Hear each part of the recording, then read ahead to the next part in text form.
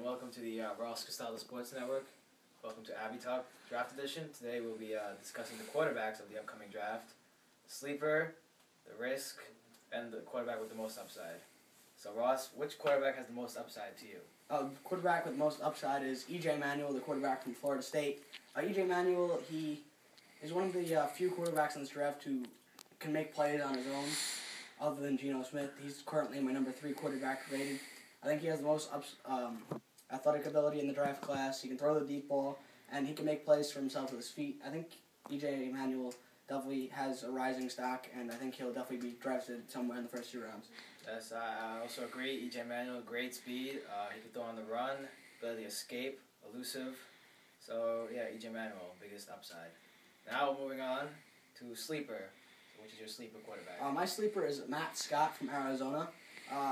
He spent most of his time in Arizona being a backup to Nick Foles, and he had 1 year to start, and he played very well. I mean, he played great at the East-West game, and he showed some flashes of athletic ability. He could move the ball.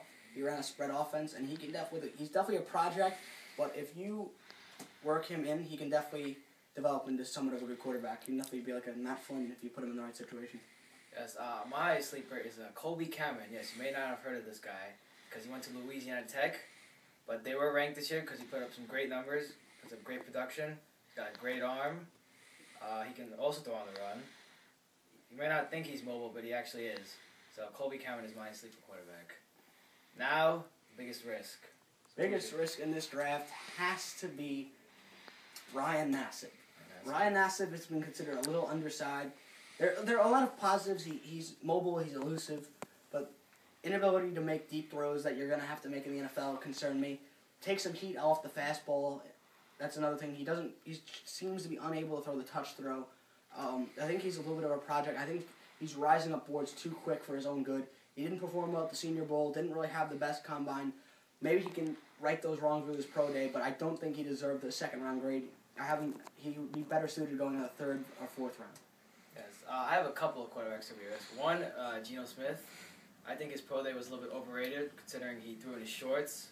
He threw to his own wide receivers with no defenders. So I don't like to take too much stock in the pro day. And he's also immobile. And my other quarterback at risk is Mike Glennon from NC State. He had a terrible bowl game performance. I think he's just a little too young. I don't think he's NFL ready. Had another terrible Senior Bowl, Yeah. average combine. Yeah. Played well at the pro day, but doesn't everybody. So Yeah. shouldn't be drafted higher than the 3rd round. Yeah. So those are our insights on the quarterbacks for the draft. Thank you, and please continue watching.